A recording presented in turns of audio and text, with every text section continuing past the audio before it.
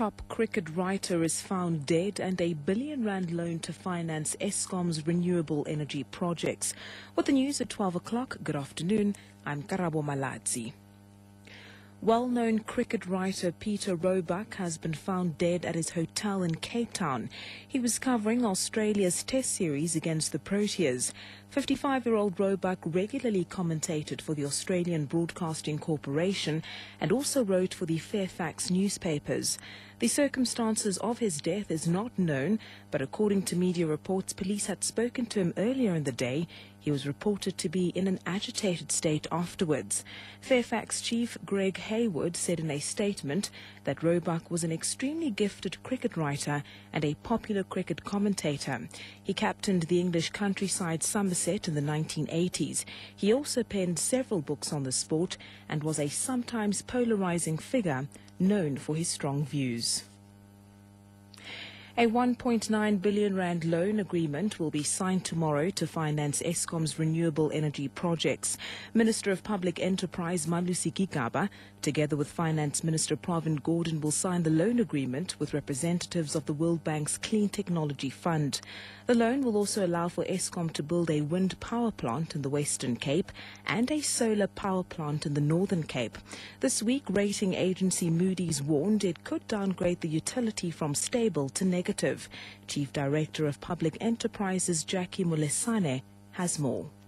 What is important about this loan is that it shows the confidence that investors do have in South Africa in terms of investing a lot of money. This is part of the funding that has been secured with the other investors. World Bank is one of the co-financiers. The other financiers for this project, it was the African Development Bank and the French Development Bank. So we are actually seeing a number of international development funding institutions partnering with South Africa and partnering with Eskom to fund our energy mix. The third International Forum on Water and Food will be held on Monday and will be the last major event before COP17 takes place in Durban. The main focus of the event will be to discuss how climate change may alter the flow of Africa's rivers, which reduce food production and increase poverty. COP17 is an international event which will thresh out issues around climate change from the end of this month. Spokesperson Jonathan Rees has more. The main goal of this event is really to see how the Challenge Program for Water and Food Research is addressing the main development challenges in these different river basins. So specifically in places like the Limpopo, for instance, is how we can ensure better food production and agricultural production through small reservoirs, through better improved rainwater management, to make sure that we're addressing poverty alleviation goals of the different countries within the Limpopo Basin. The Stats South Africa office in the Northwest has opened a criminal case with the police against one of its employees. The employee who supervised the census office in the Brits area is accused of fraud and corruption. 3 other employees could be linked to the alleged crime. It's alleged that the employees, who include a supervisor, demanded bribes of between 200 and 500 rand from desperate job seekers. Some got the jobs while others were not employed even after paying the bribe.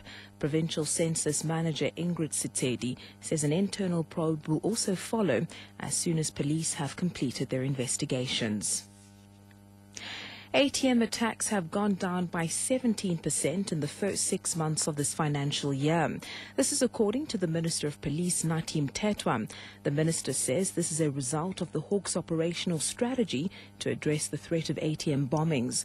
The strategy includes the establishment of provincial task teams to specifically focus on combating and investigating ATM bombings.